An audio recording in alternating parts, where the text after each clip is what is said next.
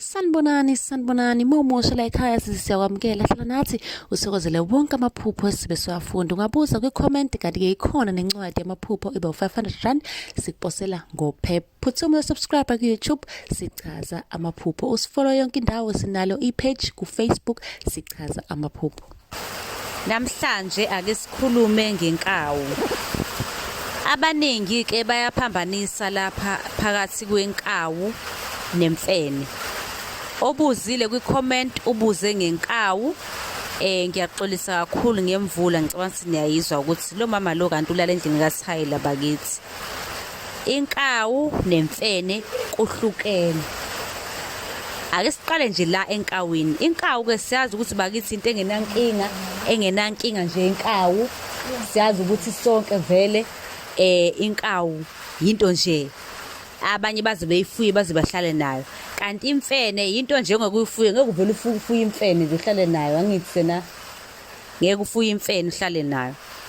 So ingakho ke iphupho lemfene nenkawu lingafani. Imfene kuzoba into nje nawe nje esabisayo.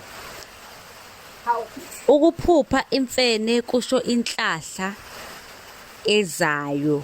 Kungenzeka ukuthi kunokuthile okubuhlozo kufeza, kunenhlahla enhle ezofezeka ezovela. Inkawu leyo, inhlahla kusuke kuyinkawu.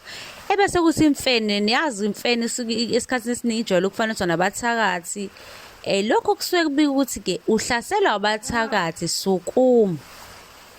Imfene ihambisana nabathakathi. Imfene ayikho yinhle neze.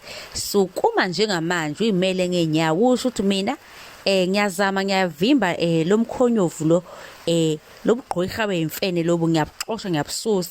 Sukuma uyimele, sukuma usebenzise kumele ukusebenzise ngoba imfene ayilungile neze. Kanti Momusha la ekhaya siyacela ukuthi usubscribe, usifollow yonke indawo. Sichaza amaphupho ku-Facebook, sichaza amaphupho ku-TikTok, yonke indawo. Nisale kahle.